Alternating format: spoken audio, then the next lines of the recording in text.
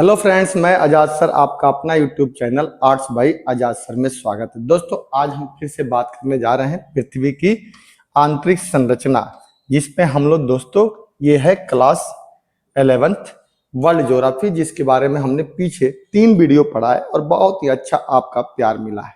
इसलिए दोस्तों अब हम इस पे आज चौथा वीडियो, जो छोटा वीडियो होगा क्योंकि इंड कर रहे हैं इस चैप्टर को, पूरी तरह से आज इंड हो जाएगा और आप इसे देखिएगा और आपको अच्छा लगे तो अपने दोस्तों के बीच में भी क्या करिएगा, इसे शेयर करिएगा। ठीक है, चलिए हम लोग बात करते हैं। दोस्तों, ये हमने इस वीडियो में हमने मुश्किल से, ये चैप्टर बहुत आसान है, दिखने में तो लगता है कि बहुत टफ है लेकिन है बहुत आसान चैप्टर। इसमें हमने शुरुआती दौर में आपको ये बताया, इंक्लूड कर रहे हैं तो हम बता रहे हैं आपको कि पूरी तरह से ये पहले हमने क्या कहा कि पृथ्वी की आंतरिक संरचना क्या होती है, फिर हमने समझाया कि पृथ्वी की आंतरिक संरचना की जानकारी के लिए हमें क्या क्या चीजें होनी चाहिए।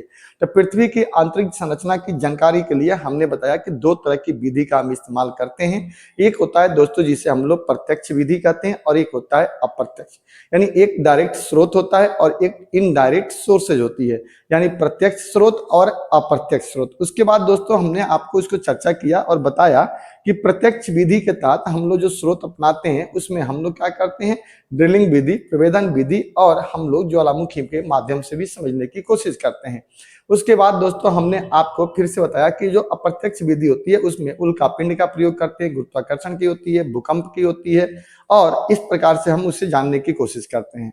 फिर हमने उससे आगे बढ़े, फिर हमने भूकंप को देखा कि भूकंप होती है जो कितने प्रकार की भूकंप की तरंगे होती है। तो हमें पता चला कि भूकंप की जो तरंगे होती हैं वो 2 प्रकार की होती हैं, एक भूगर्भिक तरंगे होती हैं और एक हमारी धरातलीय तरंगे होती है। इसमें हमने देखा कि जो भूकंपीय तरंग होती हैं वो मतलब जो भूगर्भीय तरंग होती हैं उसमें 2 तरंगे होती हैं, एक को पी होती है और एक एस होती है। पी उसे कहते हैं जो धरातल पर पहले पहुंच जाती है, उसे हम लोग पी कहते हैं अर्थात प्राथमिक तरंगे कहते हैं, और जो द्वितीय होती है वो हमारा सेकेंडरी कहलाती है अर्थात तो थोड़ा लेट आती है। जो पी तरंगे होती है दोस्तों वो हमारे तीनों अवस्था से होकर गुजरती है, ठोस, द्रव और गैस, तीनों ही स्टेज से होकर गुजरती है, जबकि जो एस तरंगे होती है वो केवल ठोस अवस्था से होकर गुजरती है। अर्थात हमने भूगर्भिक को 2 भागों में बांट कर देखा, एक होता है धरातलीय, जो धरातलीय होती है उस पर जो तरंगे चलती है उसे हम लोग एल तरंगे कहते हैं। ये सबसे ज्यादा विनाशकारी होती है और ठोस अवस्था से चलती, मतलब तीनों अवस्था से तो नहीं लेकिन चलती है तीनों अवस्था में, और क्या करती है ये सबसे ज्यादा धरातल पर ही नुकसान करती है, यानी ठोस अवस्था में नुकसान करती है, सबसे ज्यादा विनाशकारी होती है। उसके बाद हमने देखा कि जब ये भूकंप दोस्तों जो आते हैं, इन भूकंप के वेव जो होती हैं उसको मापने की विधि को क्या कहते हैं, सिस्मोग्राफ कहते हैं। रिएक्टर स्केल पर कितना नुकसानदेह होती है, कितना नुकसानदेह नहीं होती है। इसके बाद हमने देखा कि भूकंप जो होती है वो कितने प्रकार के होती है, तो ये वेव हो गया। अब प्रकार कितने होते हैं, तो मुझे पता चला कि 5 प्रकार के भूकंप होते हैं। एक टेक्टोनिक भूकंप होता है, एक मान के चलिए कि ज्वालामुखी भूकंप भी होता है, एक खनन विधि के द्वारा भूकंप आता है वो होता है, एक कोई परमाणु रासायनिक बम फोड़ते हैं उसके माध्यम से भी हो जाता है भूकंप, एक बांध से भी टूटने से बाद झटका आता है। इस प्रकार से हमने देखा कि 5 प्रकार के भूकंप होते हैं।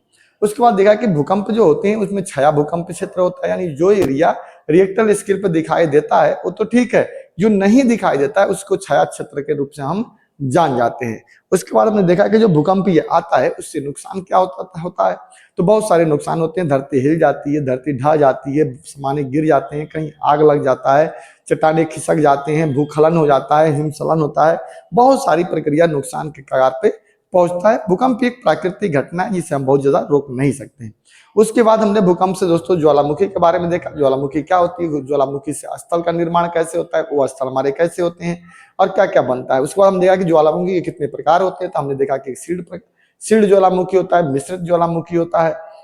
इसके अलावा सीड ज्वालामुखी, मिश्रित ज्वालामुखी, कुंड ज्वालामुखी और एक प्रवाह क्षेत्रीय ज्वालामुखी होता है। और इसके अलावा ज्वालामुखी के जो हमारे प्रकार होते हैं वो 3 टाइप से होती हैं, तो मतलब बनावट के आधार पे हो गया ऐसे प्रकार में कि एक होता है मृत ज्वालामुखी, एक होता है शांत ज्वालामुखी और एक होता है सक्रिय ज्वालामुखी। सक्रिय ज्वालामुखी उसे कहते हैं जहां से लावा निकलते रहता है, एक डेड ज्वालामुखी जिसे मृत जहां से निकल चुका है, और एक शांत है अर्थात सुषुप्त अवस्था में है जहां से भविष्य में कभी भी उद्गार हो सकता है। इस अवस्था को हम लोग क्या कहते हैं, शांत ज्वालामुखी के नाम से जानते हैं। तो इतना दोस्तों हमने पढ़ा। अब आज हम देखते हैं कि इसी ज्वालामुखी में कितने प्रकार के आकार होते हैं। अलग अलग आकार के आधार पर, निर्माण की प्रक्रिया के आधार पर ज्वालामुखी का नाम हम अलग अलग देते हैं। दोस्तों कुछ प्रॉब्लम की वजह से, टेक्निकली की वजह से मैंने डायग्राम अंदर में नहीं ले पाए हैं, इससे कि थोड़ी सी आपको ये चैप्टर बोरिंग महसूस होगी, थोड़ी सी लगेगा कि मतलब बिना चित्र का कैसे पढ़ें, जो कि चित्र रहता है तो चीजें समझ में आती है, लेकिन टेक्निकली प्रॉब्लम था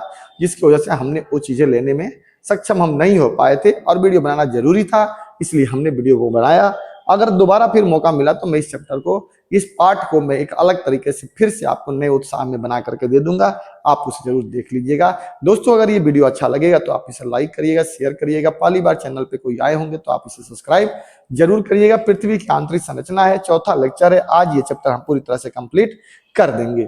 ठीक है दोस्तों, चलिए आगे बात आती है हमारी, हम बात करते हैं इसमें क्या, ज्वालामुखी स्थलाकृतियों में, कि एक हमारा अंतर्वेदी आकृतियां होती हैं। अंतर्वेदी आकृति मत का मतलब हुआ कि ज्वालामुखी उद्गार जो लावा निकलते हैं उसके ठंडे होने से अग्नीय शैल बन जाता है, यानी जो पत्थर बनता है जिससे हमारे चट्टाने होती हैं, चट्टाने कई तरह की होती हैं, जिससे अग्नीय चट्टान होता है, रूपांतरित चट्टान भी एक होता है, ठीक है, एक लावा वाला अलग होता है, तो ये अग्नि चट्टान होता है। जो ज्वालामुखी के लावा से बना होता है उसको हम लोग क्या नाम देते हैं, अग्नीय चट्टान कहते हैं।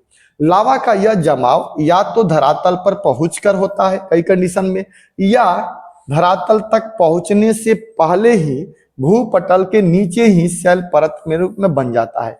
जो भूपटल के नीचे ही जो बन जाता है ना, उसी को हम लोग अंतर्वेदी क्या कहते हैं, आकृति कहते हैं। यानी मान कर चलिए कि ये हमारा धरती है, अब इस धरती से लावा निकला, एक ऊपर जा करके लावा ये अंदर फैला, बाहर फैला, और ये पूरा गोलाकार में बन गया। ऐसे में जो संरचना बनी तो ये तो आउटर हो गया, लेकिन कुछ ऐसा होता है कि ऊपर जाने से पहले ये नीचे ही धीरे धीरे ठंडा हो गया, और यहाँ पर जो आकार बन गया, इसी आकार को हमने क्या नाम दिया, अंतर्वेदी आकृति नाम दिया, जो ज्वालामुखी की प्रक्रिया में बनता है। और ये ठंडा होने के बाद इसे हम लोग अग्नीय शैल के नाम से जानते हैं।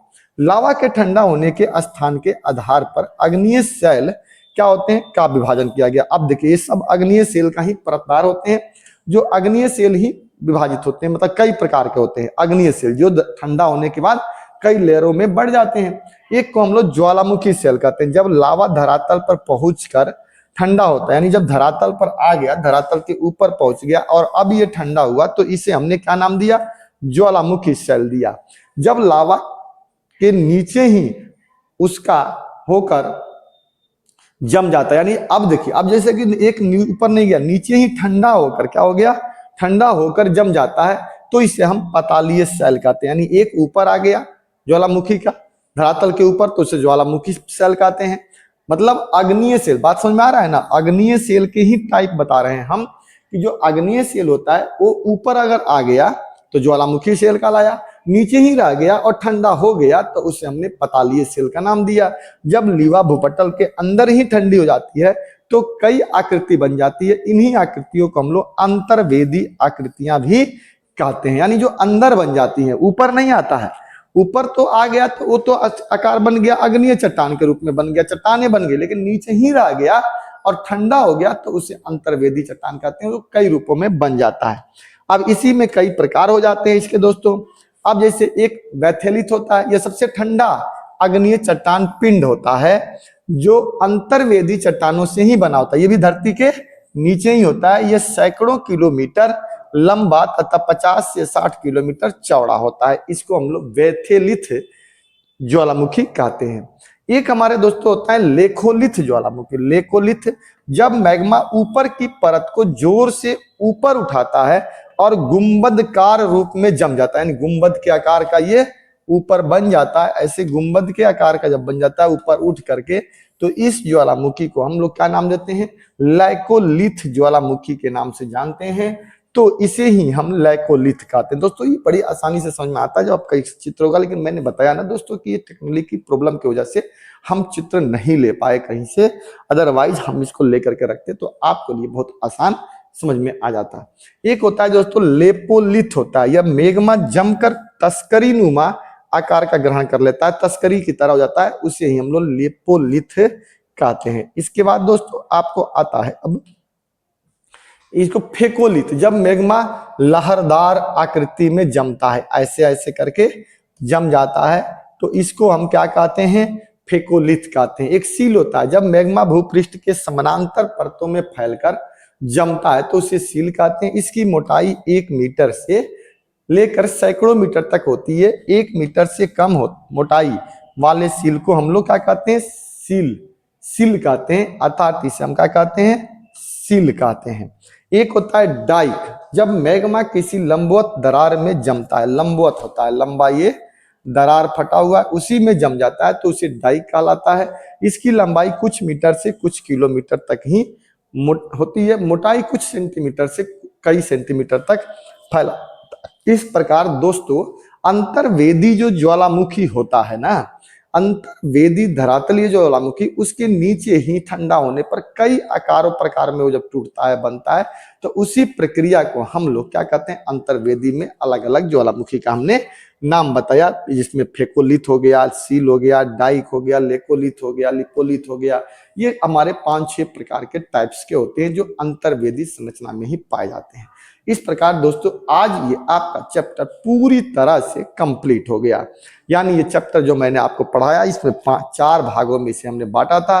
4 भागों में बांट करके हमने इसे बनाने का प्रयास किया था और छोटे छोटे पार्ट में बताया ताकि थोड़ी सी ना सेकंड ज्योग्राफी, फर्स्ट ज्योग्राफी जो होती है ना, थोड़ा बच्चों के लिए ना समस्या पैदा करता है।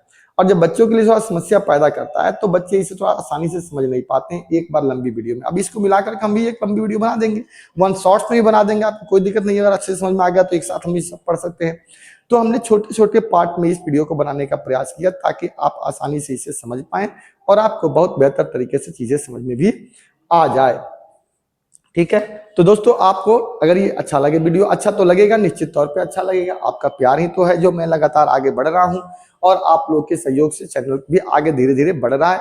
अब बहुत जल्दी मैं दूसरा भी चैनल अपना कंपटीशन लाइन का छोड़ने वाला हूं, जो कि डेट होगा उसका 5 सितंबर को मैं स्टार्ट करूंगा, जिसपे मैं कंपटीशन पढ़ाऊंगा, बीए के पढ़ाऊंगा। बीए कंपटीशन की क्लास हम वहां पर दिया करेंगे। वो हमारा चैनल होगा जिसका नाम होगा मेंटर स्टडी पॉइंट। और ये जो हमारा चैनल है जिसका नाम है आर्ट्स बाई आजाद सर, जिसपे हम क्लास 11th 12 और आने वाले समय में 9th 10th की भी क्लासेज इस पर दी जाएगी। लेकिन अभी वर्तमान में 11th 12 क्लास दी जा रही है, बीच में 9th 10th की भी क्लासेज चल रही थी, अभी थोड़ी सी ड्रॉप है, फिर से स्टार्ट हो जाएगा। ठीक है दोस्तों, आप लोग ऐसे ही स्नेह और प्यार बनाए रखें और हमारे साथ जुड़े रहें। अगर आपको अच्छा लगे तो अपने दोस्तों के बीच में ज्यादा से ज्यादा लाइक करें और सब्सक्राइब करें। आपके सहयोग से हमारा ये चैनल आगे चल रहा है। 5 सितंबर को हम दूसरा चैनल अपना लॉन्च करेंगे जिसका नाम होगा मेंटर स्टडी पॉइंट, जो हमारे कोचिंग का नाम है। और ये तो चैनल हमारे खुद के नाम से, आर्ट्स बाई आजाद सर के नाम से चलता है। ठीक है दोस्तों, चलिए जय हिंद, जय भारत। आगे अपना प्यार बनाए रखें, हमारे साथ जुड़े रहें और हम आपको आगे, अब इसके अगले चैप्टर जो होगा, अब हमने 11th क्लास की जो ये वर्ल्ड ज्योग्राफी चल रही है, पहला चैप्टर हमने पढ़ाया, दूसरा पढ़ाया, तीसरा पढ़ाया, अब चौथे चैप्टर के बारे में हम वीडियो बनाएंगे। उधर हमारी पॉलिटी की भी क्लास लगातार चल रही है, हिस्ट्री की भी लगातार चल रही है। दोस्तों अगर आपको मुकुंदपुर एरिया में आप रहते हैं और आपको ऑफलाइन की क्लास लेनी है तो मेरा ये एड्रेस है। यहाँ पर मुकुंदपुर में एक जगह है जिसका नाम है bank of Baroda, bank of Baroda. ठीक है, बैंक ऑफ बड़ौदा के ठीक अपोजिट साइड में सीधे हाथों में उल्टे देखेंगे तो एक बहुत बड़ी सी बिल्डिंग है, उसी बिल्डिंग के ऊपर हमारी कोचिंग है जिसका नाम है mentor study point. Mentor study point, ये मेंटर स्टडी पॉइंट है जहां पे हम ऑफलाइन की क्लासेज देते हैं। क्या करते हैं? ऑफलाइन की क्लासेज देते हैं, जहां पर हमारी क्लासेज, हमारी मतलब क्लास 11th की भी ऑफलाइन की क्लास चलती है। जो ये क्लासेज 2 चलती है, बॉयज के लिए सुबह में 8 से 9 होता है, गर्ल्स के लिए 4 से 5 होता है। ठीक है, जो ऑफलाइन की क्लास चलती है, अगर आप लेना चाहते हैं तो ले सकते हैं। और क्लास 12th की भी क्लास हमारे यहाँ चलती है, जो मैं बेहतर तरीके से उसको भी समझाने की कोशिश करता हूँ। आपको मैं वीडियो भी लाते रहता हूँ बीच बीच में। आप इसके भी हमारी 2 क्लासेज चलती हैं। लड़कों के लिए सुबह में 9 से 11 2 घंटा हम पढ़ाते हैं, और गर्ल्स के लिए, जो गर्ल्स की जो टाइमिंग होती है वो शाम को 5 बजे से लेकर के 7 बजे तक, और एक बैच जो है 7 से लेकर के 9 PM तक चलता है। गर्ल्स की 2 बैचें चलती है, एक तो बैच ये सिंगल गर्ल्स की है, ये सिंगल बॉयज की है, और ये जो बैच है हमारा ये कंबाइंड है, इसमें बॉयज और गर्ल्स दोनों ही पढ़ते हैं। दोस्तों आप अगर ऑफलाइन की क्लास लेना चाहते हैं तो आप आकर के हमसे जुड़ सकते हैं, और जुड़ने के साथ ही साथ आप अच्छी तरह से समझ सकते हैं कि मैं आपको कैसा पढ़ाता हूं। ऑनलाइन क्लासेज ऑफलाइन क्लासेज दोनों ही होती है। चलिए तो दोस्तों, आपको अगर इच्छा होती है तो आप बड़ा शिव मंदिर से बोलते हैं लोग, बैंक ऑफ बड़ौदा के सामने हमारा अपोजिट कोचिंग है, 2nd फ्लोर है, वहां पर आप आ सकते हैं। मेरा नंबर है 9555281440। मेंटर स्टडी पॉइंट नाम है कोचिंग का। आप ऑफलाइन की क्लास लेना चाहते हैं तो आप आ सकते हैं। जय हिंद, जय भारत।